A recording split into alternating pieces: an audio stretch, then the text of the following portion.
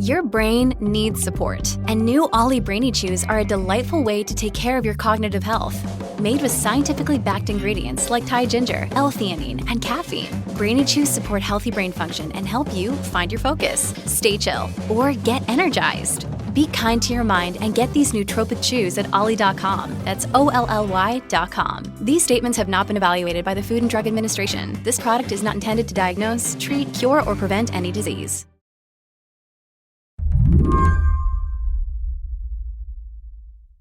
Several years ago, Nora Kenworthy met a young woman named Emily. Emily was 22, doing seasonal work and living with her boyfriend's relatives. She was estranged from her mother and had no safety net to rely on. And then she was diagnosed with severe late-stage leukemia. Facing this very significant diagnosis and suddenly being thrust into a sort of sea of hospital appointments, and in particular being treated at a hospital that was quite far from her home, she realized that she was on the brink of financial disaster. So Emily turned to crowdfunding. Originally, the nurses at the hospital she was at told her to try and sell T-shirts to make money for her care. But she was a savvy, social media-enabled 22-year-old. She said, you know what, I have a better plan. So she started a crowdfunding campaign. She posted a lot about her illness journey.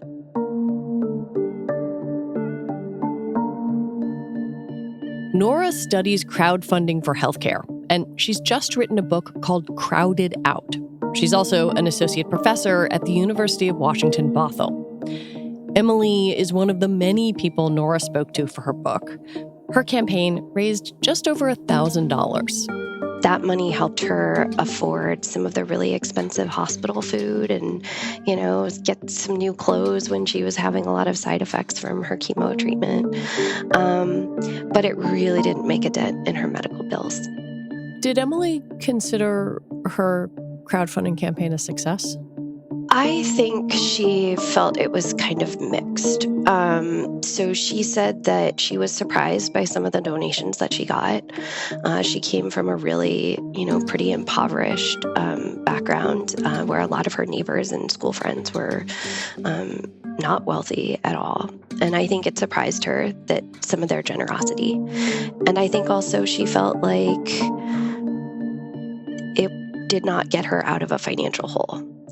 She also talked about things like feeling like maybe she would have raised more money if she hadn't gained so much weight during her treatment due to the steroids that she was on. So she talked about some of the kind of social media enabled shame that she felt kind of having to put a lot of this out there.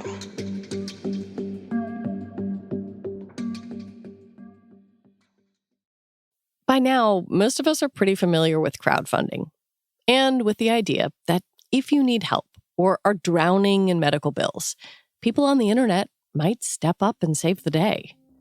But that picture is not reality. What we tend to see of crowdfunding on social media is often very misrepresentative of how successful it can be and how much attention it can draw. And that's partly because these campaigns move through these sort of social media landscapes that tend to amplify things that are more successful and gaining traction. And the crowdfunding space, if you will, is just saturated with campaigns for very desperate and basic needs. And a lot of those campaigns are actually not getting the help that people expect to get from the platform. Today on the show, the hard truth about crowdfunding. I'm Lizzie O'Leary, and you're listening to What Next TBD, a show about technology, power, and how the future will be determined. Stick around.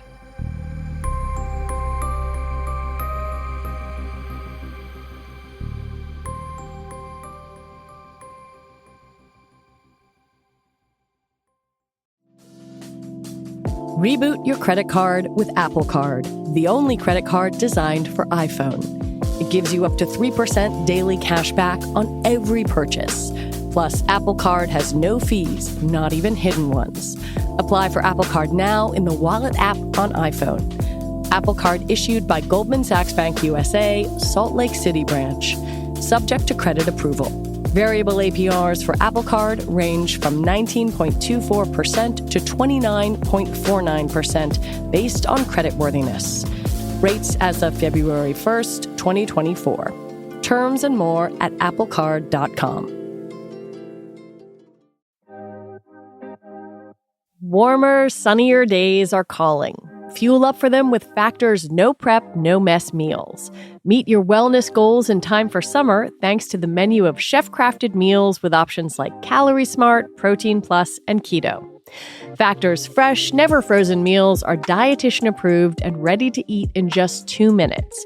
So no matter how busy you are, you'll always have time to enjoy nutritious, great-tasting meals. Keep kitchen time to a minimum. Factor meals are ready in 2 minutes. No shopping, prepping, cooking, or cleaning up. Choose from 6 menu preferences to help you manage calories, maximize protein intake, avoid meat, or simply eat well balanced. Head to factormeals.com/whatnexttbd50 and use code whatnexttbd50 to get 50% off your first box plus 20% off your next month. That's code whatnexttbd50 at factormeals.com/whatnexttbd50 to get 50% off your first box plus 20% off your next month while your subscription is active.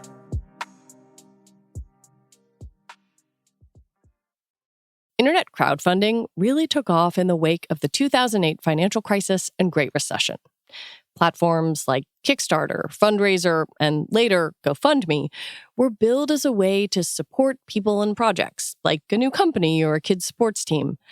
But pretty quickly, it became clear that most people were using them for something else.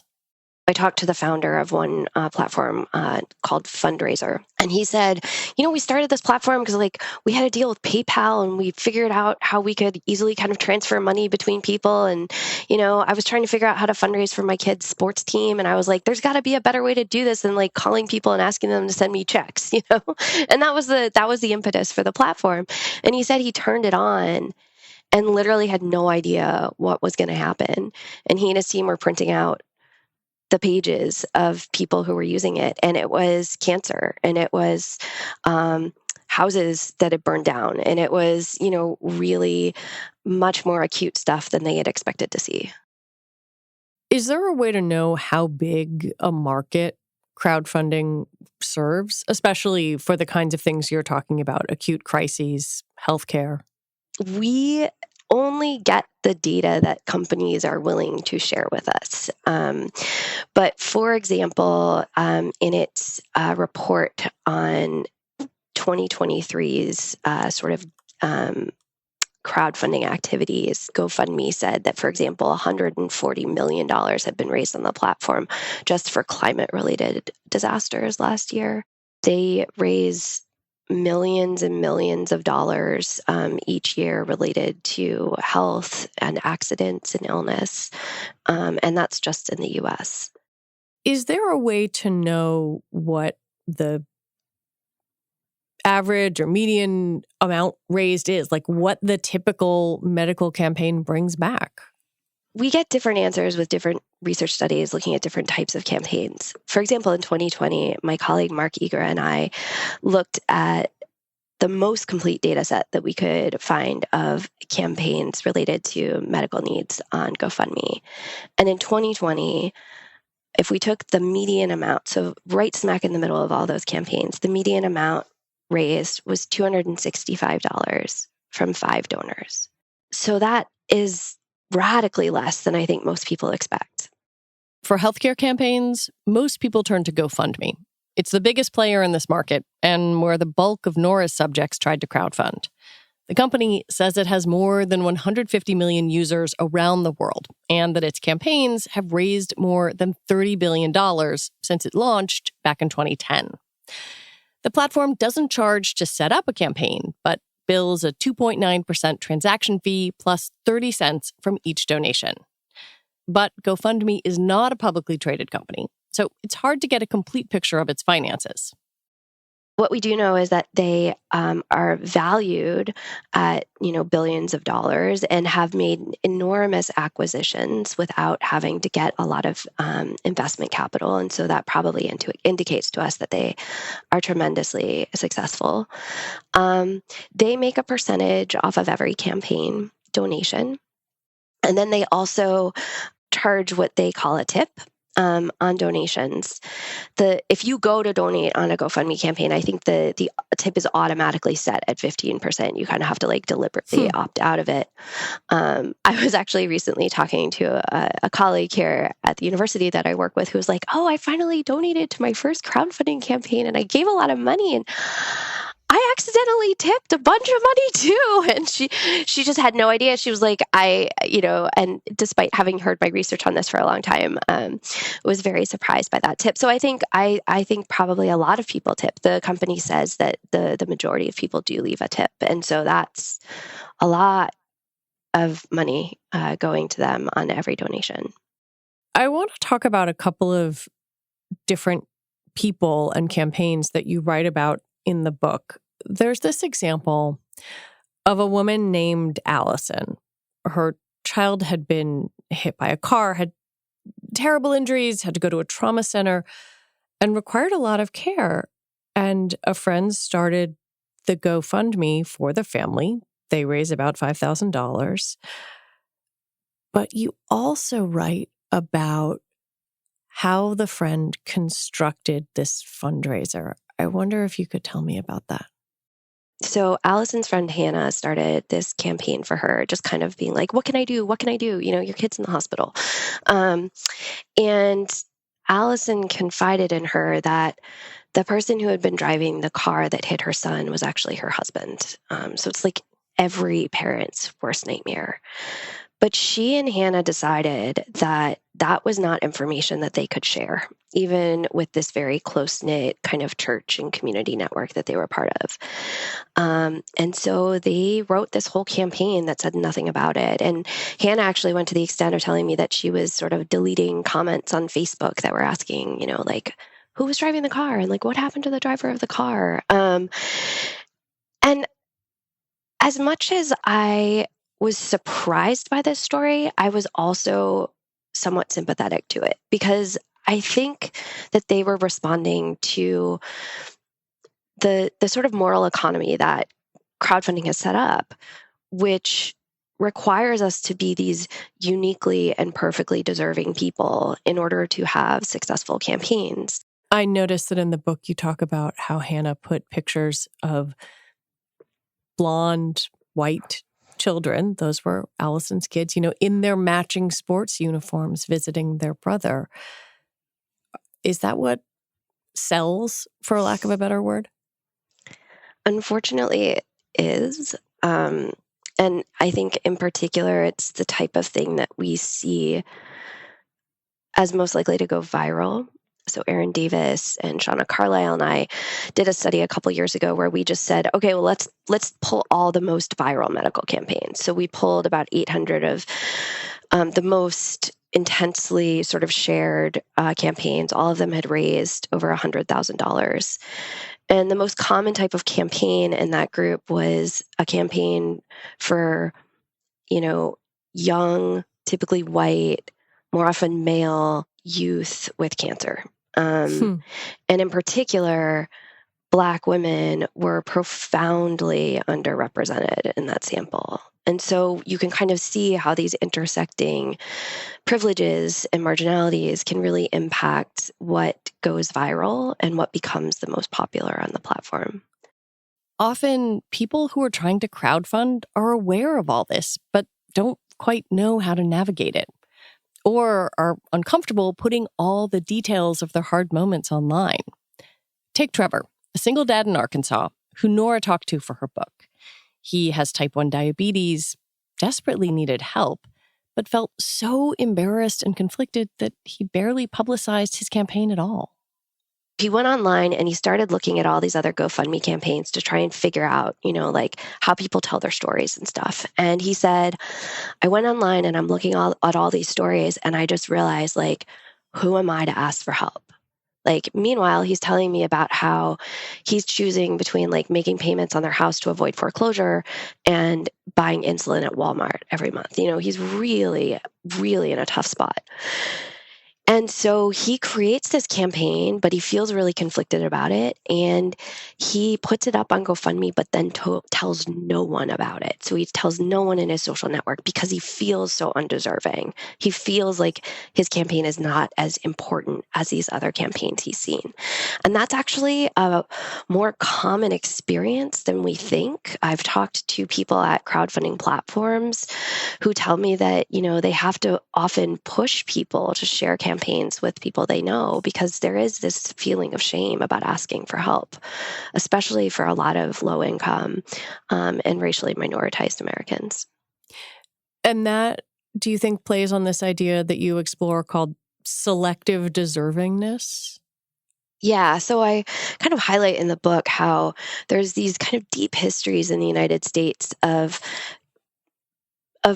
providing charity, but only to the people that we deem most worthy and most uniquely deserving of our help. And crowdfunding, in interesting ways, has amplified and deepened some of those social mores that around the ideas that certain people are more deserving of care than others. And if you think about how crowdfunding works, it is essentially asking all of us as sort of spectators to these horrible situations in people's lives to decide if they're deserving enough to have our assistance. And so when you do something like give people two crowdfunding campaigns to look at and ask them, how would you think about these different campaigns? They immediately start talking about, well, this person seems more deserving to me than this person for X, Y, and Z reasons. And so it naturally sort of elicits that kind of thinking in us because it does seem like a competitive marketplace.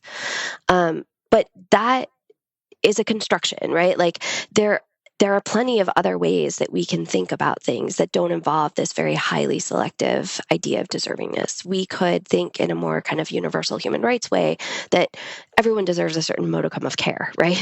when they're sick, or no one should be homeless. But crowdfunding tends to really undermine that way of thinking by sort of conditioning us into this framework of selective deservingness. Do you think that's because of us or because of what the platforms reward? I think it's both.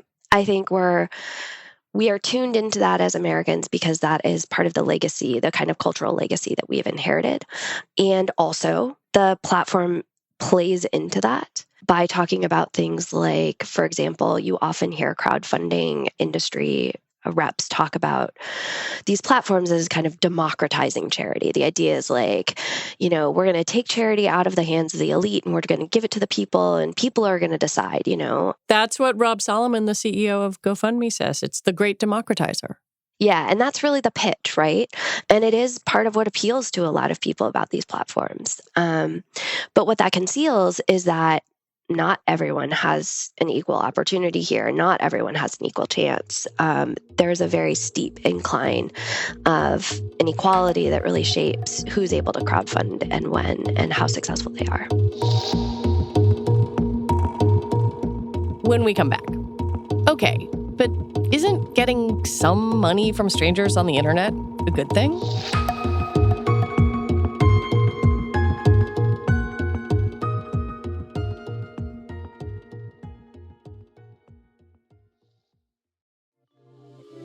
This podcast is supported by Tools and Weapons, the podcast hosted by Microsoft Vice Chair and President Brad Smith. Right now, on a special edition of Tools and Weapons, Brad Smith is sharing a vision for what Microsoft calls the new AI economy.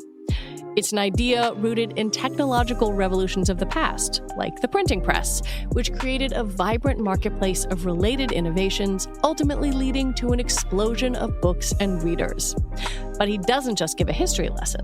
In the episode, Brad lays out the tangible ways that Microsoft is providing infrastructure and other support to those leading the charge of the new AI economy. And he explains the importance of using that infrastructure to ensure equitable access to AI to people all over the world. To stay current on insights from voices at the center of the conversation on AI, follow or subscribe to Tools and Weapons with Brad Smith, wherever you like to listen. Reboot your credit card with Apple Card, the only credit card designed for iPhone. It gives you up to 3% daily cash back on every purchase. Plus, Apple Card has no fees, not even hidden ones. Apply for Apple Card now in the Wallet app on iPhone. Apple Card issued by Goldman Sachs Bank USA, Salt Lake City branch. Subject to credit approval. Variable APRs for Apple Card range from 19.24% to 29.49% based on creditworthiness. Rates as of February 1st, 2024. Terms and more at applecard.com. I want to talk a little bit about how the technological side of that plays into this, because as you've said, people within these companies will say, look, the best way to get your campaign to be successful is to share it. How does that work in terms of, I guess, reinforcing the kinds of hierarchies you're talking about? Well, like a lot of other social media platforms and a lot of other types of social media content, certain things travel and spread and are more shared than others. And that is shaped both by the biases and preferences of the quote unquote crowd, and it's also shaped by the way that these platforms are built. What do you mean by how they're built? Well, all platforms are built in ways that select for certain content to appear more frequently or higher in search results. And that is partly because platforms have so much content, right? And all social media platforms are sort of in this race for our attention. And so they present things to us that they think are most likely to capture our attention. With crowdfunding, what happens is that happens on a site like GoFundMe, but it also happens as campaigns are shared and travel across all kinds of other social media, whether that's Twitter or Instagram or, Reddit, or even as it's shared through more traditional media like local news stories. It's really interesting because if you go on the subset of GoFundMe that's purely for cancer patients, you are served up a lot of campaigns of people who have raised $40,000, $70,000. It feels like you are seeing pictures of success. Does that reflect the average story? No. I wouldn't be surprised if GoFundMe has a distinct business interest in showing us more successful campaigns. They want people to use the platform. They want people to donate to things that they think are going to be successful. If I pulled up the cancer tab of GoFundMe's site, and I saw that, 30 to 40% of the campaigns had raised $0, which is what some of our research has shown, I would probably be much less likely to start a crowdfunding campaign. And so it doesn't reflect the reality. It very much reflects a sort of curated selection of campaigns that have traveled and grown popular and done particularly well. Then there is the flip side of going viral. Take Aaliyah. She's a nurse who started a GoFundMe for a colleague's wife who had been horrifically attacked. Aaliyah thought that she would mostly get donations from coworkers and friends, but the campaign got picked up by local news and went mega viral. And a lot of people were sort of hounding her and contacting her through all kinds of private channels, trying to get details on this story, trying to get access to the family. Yes, their campaign raised a ton of money. Like $50,000. Yeah, like a lot. But Aaliyah talked to me about how she had really mixed feelings about it. She regretted the way that she had set it up in some ways because she didn't know if her coworker had really wanted it to go this viral. She talked about also being a Black woman, starting a campaign for an immigrant family, and the kinds of scrutiny that she felt she experienced. She also talked about the irony of her setting up a campaign for a woman who had been attacked in her home and then getting all these creepy messages online from people who were like, "What's your home address? I want to send a check to you." And, she was just like, I don't know who's well-intentioned here and who's not. How much data is available to the casual scroller? But then I also wonder how much data the platforms capture. Do we know that? Not that they've shared, but from my experience doing research on these platforms for a long time, it's a lot of data. You see a lot of really private stuff shared very publicly. It's not uncommon to come across people sharing pictures of their hospital bills or pictures of their very, very sick and unconscious family members in the hospital. Though they are doing that voluntarily. Well, I mean, they're doing it under oftentimes financial duress. So if I, as a researcher, were thinking about the ethics of this, I would probably think that there are some circumstances under which this is voluntary, but probably somewhat coerced. And a lot of times they're sharing intimate details because they want to appear trustworthy and they want to convince people that their campaigns are not fraudulent.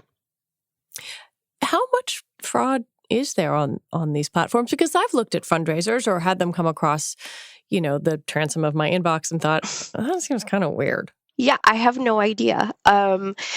Mostly GoFundMe and other platforms say that they rely on their own users to report when things seem fishy. We hear these very newsworthy stories of people faking campaigns or stealing money from people that were intended to get it. I would say that what's probably much more common that I encounter is people looking at certain campaigns with a lot of suspicion. And typically that suspicion can be rooted in discriminatory ideas. So, for example, I ran some focus groups where I took 2 campaigns and I anonymized them, but kept them looking essentially the same. And I presented them to people and I was like, what do you think? Who would you give to? And one of the campaigns was for a really kind of a really sick and disabled father who also had a disabled kid and was writing about how he was trying to get out of the hospital, but if he couldn't pay his rent by Friday, they would be homeless. And he was really worried about his kid being able to survive living out of their car because his kid had really complicated medical equipment. And while people in these focus groups recognized the urgency of that situation, they also talked about things like the spelling errors in that campaign, or how grainy the photo was, and how suspicious that made things look. They talked about the fact that he hadn't raised any money and said things like, well, doesn't he have anyone who can vouch for him? One woman even compared it to sort of like online reviews, right? Like, I wouldn't buy anything on Amazon that didn't have any reviews. And so there's a way in which we're reading these campaigns that is very skeptical, particularly when we're not immediately related to them. And I think this discourse of sort of online fraud, which we're all caught up in, has very much been projected onto the narratives of people who are in very desperate circumstances often. One of the things that comes up again and again in your book is how the crowdfunding infrastructure and competition for resources has essentially recreated the American healthcare system, just in a sort of small digital form with stories attached to it. Mm-hmm.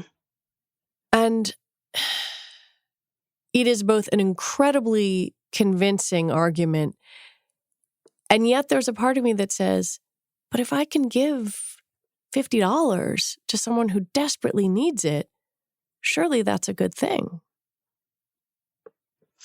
Yeah, this is where the conversation, I think for all of us, gets really tough, because of course we want to give $50 to a friend who's in need.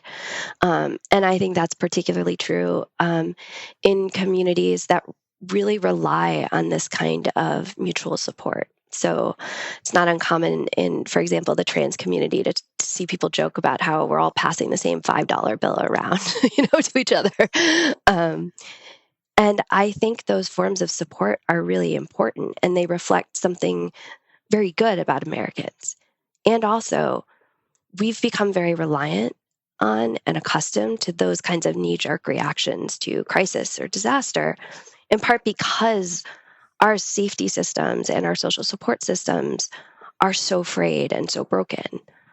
And so what I'm trying to point to in the book is that the same things that make crowdfunding so popular are the things that are also undermining our support for more universal systems of healthcare and social safety nets. So, for example, the ideas that crowdfunding reinforces for us of individual competition, of a marketplace that will solve things, of this kind of like weird meritocracy of tragedy, all of those things are completely antithetical to the ethics and the values that we would look for in a more universal system of support, where we say you're going to get a certain modicum of care and support when you fall into hard times, regardless of how many friends you have on Facebook or how attractive your photo is or, how wealthy your social network is. Do you think that crowdfunding is actually detrimental? I think it's become a really easy way for people to feel like they've done something.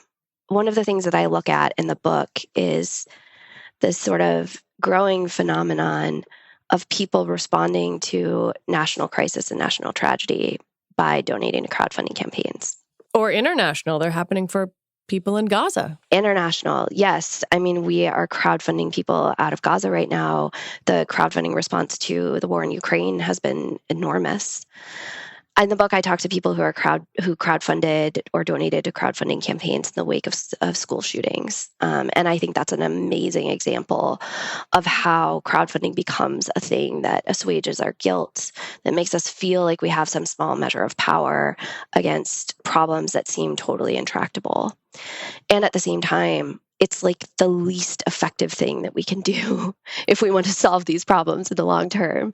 But the upside of this, because I think there is an upside, the upside is that crowdfunding reflects this tremendous outpouring of concern, of care, right? Of, I think, yearning for connection. And I think there are such better ways that we can harness that to improve the systems that are harming all of us.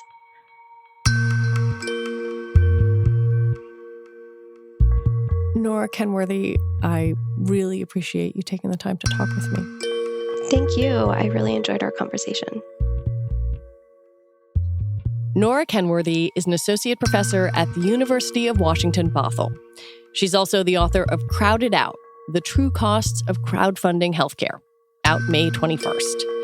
And that is it for our show today. What Next TBD is produced by Evan Campbell, Shayna Roth, Patrick Fort, and Anna Phillips. Our show is edited by Paige Osborne. Alicia Montgomery is vice president of audio for Slate, and TBD is part of the larger What Next family. And if you like what we are doing here, the single best way to support us is to join Slate Plus. Just head on over to slate.com/whatnextplus to sign up. All right, we'll be back next week with more episodes. I'm Lizzie O'Leary. Thanks for listening.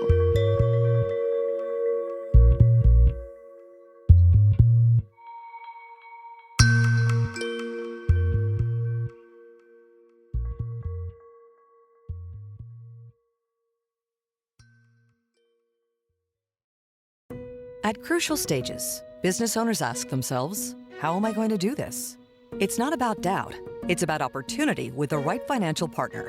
At Sandy Spring Bank, we work alongside businesses in the DMV. It's the best part of being a community bank. With our Flex Business Checking, loans, and lines of credit, we're the here's how for thousands of area businesses. What's your next financial destination? Sandy Spring Bank. Visit sandyspringbank.com/business. Member FDIC.